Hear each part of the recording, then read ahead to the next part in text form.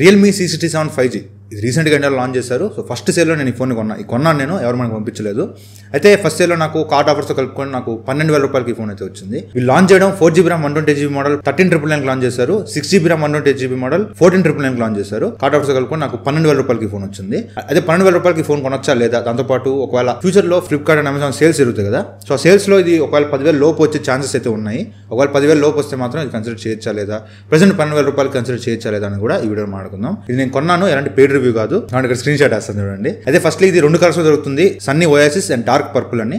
Dark purple నేను already చూసాను store లో, నాకు నచ్చలేదు. సో సన్నీ ఓయాసిస్ అయితే తెప్పించాను. ఒక రకమైన గ్రీన్ అండ్ ఎల్లో కలర్ లో ఉందన్నమాట. బ్యాక్ చూసుకుంటే మొత్తం మనకి మ్యాట్ ఫినిష్ తో వస్తుంది. ప్లాస్టిక్ బాడీ, ఫింగర్ ప్రింట్స్ అయితే అట్రాక్ట్ చేయట్లేదు. ఫస్ట్లీ బాక్స్ కంటెంట్ చూసుకుంటే బాక్స్ చూడడానికి విధంగా ఉంటుంది. Realme C67 అని బాక్స్ లో మనకి మొబైల్ తో పాటు 33 watts ఛార్జర్ ప్రొవైడ్ చేస్తుంటారు. చాలా మంచి విషయం ఇది. Type-C కేబుల్ ఉంటుంది. దాంతోపాటు వీళ్ళు బాక్స్ లో కేసు కూడా ఇస్తున్నారు, ఏం మిస్ చేయట్లేదు. కేసు ఇచ్చారు కానీ అది బ్లాక్ కేసు అనమాట, కొంచెం బ్లాక్ కలర్ లో ఉంది. అది వేస్తే మాత్రం లుక్ చాలా దరిద్రంగా అయిపోతుంది. ఒకవేళ మీరు కొన్న డార్క్ పర్పుల్ షేడ్ కొన్నారనుకోండి, అప్పుడు ఏంటంటే బ్లాక్, ఎలాగో ఫోన్ బ్లాక్ ఉంటుంది కాబట్టి వేసినా కూడా పెద్ద డిఫరెన్స్ ఉండదు. కాకపోతే ఈ కలర్ ఖరాబ్ అయిపోతుంది. ఇది చాలా బాగుంది, లుక్ చూడడానికి చాలా బాగుంది. వాళ్ళు మీరు ట్రై చేస్తే బయట ఏదైనా ట్రాన్స్పరెంట్ కేసు దొరికితే ట్రాన్స్పరెంట్ తీసుకోండి. అదైతే నాకు నచ్చల, బాక్స్ వేసిన కేసు నాకు నచ్చలేదు. సో బాక్స్ మనకి కంప్లీట్ ప్యాకేజ్ అయితే ఇచ్చేసారు, ఏది మీరు బయట నుంచి కొనుక్కోవాల్సిన అవసరం లేదు. అదే firstly phone physical over view చూసుకుంటే పైన మనకి సెకండరీ నాయిస్ క్యాన్సిలేషన్ మైక్ ఉంది, కింద మనకి 3.5 హెడ్ ఫోన్ జాక్ ఉంది, మెయిన్ మైక్ ఉంది, Type-C పోర్ట్ ఉంది, సింగిల్ స్పీకర్ ఉంది. రైట్ సైడ్ మనకి volume up and down buttons తో పాటు పవర్ బటన్ ఉంటుంది.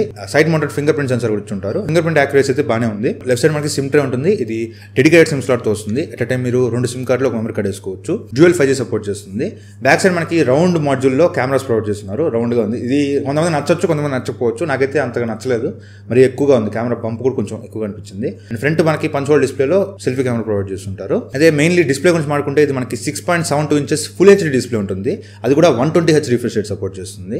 డిస్ప్లే క్వాలిటీ అయితే బాగానే ఉంది. మీరు మూవీస్ చూస్తున్నప్పుడు మాత్రం అలాంటి ప్రాబ్లం లేదు. 515 nits బ్రైట్నెస్ ఉంటుంది. అవుట్డోర్ మీ సన్లైట్ లోకి వెళ్తే మాత్రం peak brightness 680 nits peak brightness ఉంటుంది. బయట సపోర్ట్ ఉంటుంది కాబట్టి మీరు ప్రైమ్ ని, నెట్ఫ్లిక్స్ ని ఇలాంటి వాటిని మీరు HD క్వాలిటీలో స్ట్రీమ్ చేసుకోవచ్చు. సన్లైట్ విజిబిలిటీ నాకు అంత పెద్ద ప్రాబ్లం అనిపించలేదు. మరి మండు ఎండ, భయంకరమైన ఎండ 12 గంటలకి వెళ్ళారంటే మాత్రం మీకు డిస్ప్లే కొంచెం కనిపించకపోవచ్చు. కొంచెం ఈవినింగ్ టైంలో అయితే మాత్రం మీకు పెద్దగా ప్రాబ్లం అయితే ఉండదు. డిస్ప్లేలో కంప్లైంట్ చేయడానికి ఏం లేదు. 120Hz రిఫ్రెష్ రేట్ చాలా బాగుంది, స్మూత్ గా ఉంది. మేజర్ కంప్లైంట్స్ అయితే ఏం లేవు ఆ ప్రైస్ కి. అండ్ ప్రాసెసర్ ఇది Dimensity 9100 ప్లస్ ప్రాసెసర్ తో వస్తుంది. ఇది ఒక 5G ప్రాసెసర్, 6nm మీద బిల్డ్ అయిన ప్రాసెసర్. ఇందులో మనకి maximum clock speed 2.2 GHz clock speed ఉంటుంది. మొత్తం 7 5G బ్యాండ్స్ ఉంటాయి. సో మెయిన్ 5G బ్యాండ్స్ అన్ని కూడా ఉన్నాయి కాబట్టి మీకు ఎలాంటి ప్రాబ్లం లేదు. 5G స్పీడ్స్ కూడా బాగానే ఉన్నాయి. కాకపోతే ఇది గేమింగ్ అంత పనికిరాదు. లైక్ BGMI మీకు మాక్సిమం స్మూత్ అండ్ అల్ట్రాలో ఆడుకోవచ్చు, లేదంటే HD హైలో ఆడుకోవచ్చు. కాకపోతే గేమ్స్ ఆడడానికి మాత్రం ఇది అంత పనికిరాదు. CPU థ్రాటిల్ టెస్ట్ చేసినప్పుడు ఇది 85% వరకు డ్రాప్ అయింది. సో 85% డ్రాప్ అయిందంటే మాత్రం గేమ్స్ కి అంత పనికిరాదు. ఆడుకోవచ్చు, చిన్న చిన్న గేమ్స్ ఆడుకోవచ్చు, మరి హెవీ గేమ్స్ కాకుండా సబ్వే సర్వర్లు, క్యాండీ క్రష్ లాంటి ఆడుకోవచ్చు, ప్రాబ్లం ఏం లేదు. అండ్ గిగ్ స్కోర్స్ ఇక్కడ స్క్రీన్ మీద చూడొచ్చు. Antutu బెంచ్ మార్క్ మాత్రం ఇది 4 lakh పైన స్కోర్ చేసింది.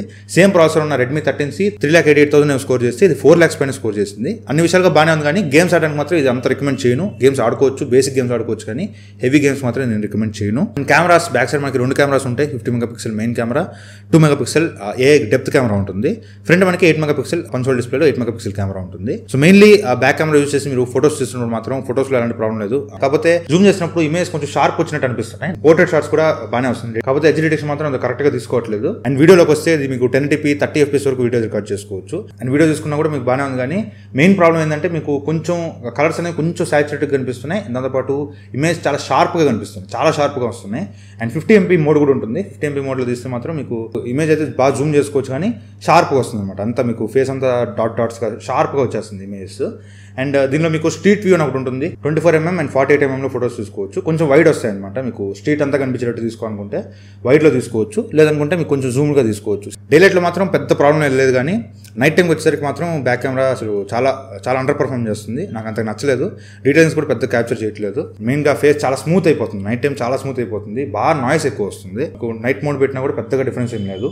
బ్యాక్ కెమెరాస్ మాత్రం నాకు నైట్ టైం బాగాలేదు, కానీ day time okay, not bad. ఏదైనా సరే మళ్ళీ చెప్తున్నా, ఏదైనా సరే మీరు బ్యాక్ కానీ ఫ్రంట్ కానీ HDR ఆన్ చేసి తీసుకుంటే మాత్రం మీకు ఫోటోస్ బాగా వస్తున్నాయి. HDR ఆఫ్ చేస్తే మాత్రం బ్యాక్ ఎక్స్పోజర్ మరి తెల్లగా వచ్చేస్తుంది అనమాట, ఓవర్ ఎక్స్పోజ్ అయిపోతుంది. రెండు అంతే, బ్యాక్ కెమెరా ఫ్రంట్ కెమెరా రెండు అలాగే ఉన్నాయి. అండ్ పోర్ట్రేట్ షాట్స్ కూడా బాగానే వస్తున్నాయి. ఎడ్జ్ డిటెక్షన్ ఓకే, కాకపోతే ఫేస్ చాలా షార్ప్ ఉంది ఇమేజెస్, అండ్ వీడియోస్ కూడా మీకు ఓవర్ ఎక్స్పోజ్ అయిపోతుంది, బ్యాక్గ్రౌండ్ అంతా ఓవర్ ఎక్స్పోజ్ అయిపోతుంది. So front camera not up to mark, 8 megapixel కాబట్టి అంతకన్నా ఎక్స్పెక్ట్ చేయొద్దు. నైట్ మోడ్లో అయితే అసలు ఇంకా దారుణం, మొత్తం నాయిసే, ఇంకేం ఉండదు, మొత్తం మసకగా వచ్చేస్తుంది. మీకు ఫ్రంట్ ఫ్లాష్ ఆన్ చేసిన పెద్ద ఏం బాగాలేవు. నైట్ మోడ్ అయితే అసలు ఎంత తక్కువ మాడుకుంటే అంత మంచిది. సో నైట్ మోడ్ నాకు అంత నచ్చలేదు, కానీ డే టైంలో మాత్రం మీకు వీడియోస్ చేసేటప్పుడు కొంచెం ఓవర్ ఎక్స్పోజ్ అయిపోతుంది. బ్యాక్ సైడ్ మీకు సన్ ఎక్కువ ఉందంటే మాత్రం ఓవర్ ఎక్స్పోజ్ అయిపోతుంది. దాంతోపాటు ఫోటోస్ అనేవి కొంచెం షార్ప్ వస్తున్నాయి. సో ఈ రెండు నాకు నచ్చలేదు, కానీ రిమైనింగ్ అంతా ఓకే, బాగానే ఉంది. కెమెరాస్ ఆ ప్రైస్కి 14,000 రూపాయలకి మాత్రం నాకు అంత నచ్చలేదు, కానీ 12,000 11,000 అలా వస్తే మాత్రం ఇది మీరు ఓకే కన్సిడర్ చేయొచ్చు. 14,000 రూపాయలు మాత్రం అసలు వద్దు. అండ్ ఇందులో 5000 mAh బ్యాటరీ ఉంటుంది, 33 watts ఫాస్ట్ ఛార్జింగ్ సపోర్ట్ చేస్తుంది. బాక్స్లో మనకి 33 watts ఛార్జర్ కూడా ఇచ్చుంటారు. సో 33 watts ఛార్జర్ యూజ్ చేస్తే 0 to 100 ఎక్కడానికి మీకు ఇంచుమించు 1 hour 10 minutes పడుతుంది. మీకు 90% దాకా 1 hourలో ఫుల్ అయిపోద్ది. ఆ 10%కి మీకు ఒక 10 minutes టైం పడుతుంది. ఓవరాల్గా 0 to 100 ఫుల్ ఛార్జ్ చేయడానికి 1 hour 10 minutes టైం పడుతుంది. డిశ్చార్జ్ గురించి మాట్లాడితే ఈజీగా మీకు ఒక 1 full వర్కింగ్ డే వస్తుంది. ఎందుకంటే గేమ్స్ ఆడడానికి ఇది పనికిరాదు కాబట్టి నార్మల్ జనరల్ యూసేజ్కి ఇన్స్టాగ్రామ్ అవి చూసుకుందాం అనుకుంటే మాత్రం బేసిక్ గేమ్స్ వరకు ఈజీగా మీకు 1 full వర్కింగ్ డే అయితే లాగేయచ్చు. ఇది రియల్మీ UI 4.0తో వస్తుంది, Android 13తో వస్తుంది, డ్యూయల్ బ్యాండ్ వైఫై డిటెక్ట్ చేస్తుంది, అండ్ డ్యూయల్ 5G సపోర్ట్ చేస్తుంది. 2 సిమ్లు మీకు 5G అయితే యూజ్ చేసుకోవచ్చు. అండ్ మెయిన్ డ్రాబ్యాక్ ఏంటంటే గూగుల్ డైలర్తో వస్తుంది. లైక్ మీరు కాల్ చేసినప్పుడు అవతల పర్సన్కి రికార్డ్ చేస్తే, కాల్ రికార్డింగ్ చేసినప్పుడు అవతల పర్సన్కి your call is being recorded అని ఆ నోటిఫికేషన్ వస్తుంది. లేదు మీకు ఆ సౌండ్ రాకూడదు అనుకుంటే మీకు గూగుల్ ప్లే స్టోర్లోకి వెళ్తే ఓ డైలర్ అని ఒక యాప్ ఉంటుంది. సో ఇది అఫీషియల్ ఒప్పో వాళ్ళదనమాట, ఒప్పో డైలర్ అది మీరు డౌన్లోడ్ చేసుకుంటే అక్కడి నుంచి మీరు కాల్స్ చేసుకుంటే మాత్రం నోటిఫికేషన్ అయితే వినపడదు. దాంతోపాటు వీరు మేజర్ సెన్సార్స్ అని కూడా ప్రొవైడ్ చేశారు. జైరోస్కోప్ సెన్సార్ కూడా ఇచ్చున్నారు. ఓవరాల్గా 20 సెన్సార్స్ ఇచ్చున్నారు. సో ఇది ఒక మంచి విషయం. దాంతోపాటు మినీ క్యాప్సూల్ అని ఒక కొత్త ఆప్షన్ ప్రొవైడ్ చేశారు. మినీ క్యాప్సూల్ అంటే ఏం లేదు, ఐఫోన్స్ లో చూస్తాం కదా డైనమిక్ ఐలాండ్ ఉంటుంది కదా, సో అలాంటిది ఒకటి తీసుకొచ్చారు. అంత సూపర్గా ఉంటుందని ఎక్స్పెక్ట్ చేయొద్దు. చిన్నగా లైక్ ఛార్జింగ్ కనెక్ట్ చేసినప్పుడు నోటిఫికేషన్ రావడం అంతవరకు చిన్న ఇచ్చారనమాట. సో అదేం మేజర్ ఫీచర్ ఏం కాదు, ఒక చిన్న ఫీచర్ లాగా ఇచ్చారంతే. మెయిన్లీ ఈ ఫోన్ మాత్రం 13,999 రూపాయలు మాత్రం నేను రికమెండ్ చేయను. ఆ ప్రైస్ మాత్రం వద్దు. ఒకవేళ మీరు కార్డ్ ఆఫర్స్ కలుపుకొని లేదంటే ఏదైనా ఆఫర్స్ కలుపుకొని 11,000 12,000 లోపు వచ్చిందంటే మాత్రం ఇది మీరు కన్సిడర్ చేయొచ్చు. ఒకవేళ మీ అదృష్టం బాగుంది, ఇది 10,000 లోపు వచ్చిందంటే మాత్రం మీరు అసలు కళ్ళు మూసుకొని ఈ ఫోన్ అయితే తీసుకోవచ్చు. బెటర్ ఇది ఒకవేళ 10,000 లోపు ఏదైనా సేల్లో వస్తే మాత్రం అన్ని ఫోన్ పక్కన పెట్టేసేయండి, దీనికి ఫస్ట్ ప్రిఫరెన్స్ ఇవ్వండి. ఎందుకంటే డిస్ప్లే చాలా బాగుంది దీనిలో. నేను రెడ్మీ 13C రివ్యూ కూడా చేశాను నిన్న. సో ఆ వీడియో పైన ఐకార్డ్స్లో ఇస్తాను, ఒకసారి చూడండి. 10,000 లోపు దానిలో చాలా కాంప్రమైజెస్ ఉంటాయి. యాక్చువల్లీ హెచ్డీ డిస్ప్లే ఉంటుంది దానిలో, దీని ఫుల్ హెచ్డీ డిస్ప్లే, జైరోస్కోప్ సెన్సార్లు చాలా స్కిప్ చేసి ఉంటారు అనమాట. సో ఆ లెక్కను చూసుకుంటే ఇది చాలా బెటర్. 10,000 లోపు వస్తే మాత్రం, లేదు 11, 12కి వచ్చినా కూడా ఓకే. 12,000 రూపాయల పైన మాత్రం ఈ ఫోన్ పెట్టద్దు. అండ్ తీసుకుంటే బేస్ మోడల్ తీసుకోండి, 4GB ర్యామ్ 128GB మాత్రమే తీసుకోండి. ఎందుకంటే మీకు కావాలనుకుంటే 4GB ఎక్స్టెండ్ ర్యామ్ ఉంటుంది, సో మీరు ఎక్స్టెండ్ చేసుకోవచ్చు ర్యామ్ని. అంతేగాని 6GB ర్యామ్ మోడల్కి అయితే వెళ్ళదు. మాక్సిమం దీనికి 12,000 రూపాయల దాకా పెట్టొచ్చు. సో ఇది నా రివ్యూ అయితే 12,000 రూపాయలకి అయితే ఈ ఫోన్ తీసుకోవచ్చు. అంతకుమించి అయితే ఈ ఫోన్కి పెట్టాల్సిన అవసరం లేదు. సో ఇది వాటి వీడియో అయితే. ఈ వీడియో నచ్చితే లైక్ చేయండి, షేర్ చేయండి, కామెంట్ చేయండి. ఒకవేళ ఈ ఫోన్ కొనుక్కోవాలనుకుంటే కింద డిస్క్రిప్షన్ లింక్ ఇచ్చి ఉంటాను. ఆ లింక్ ద్వారా పర్చేస్ చేస్తే ఎంతోమంది మన ఛానల్కి హెల్ప్ అవుతుంది. Thank you friends, bye. జై.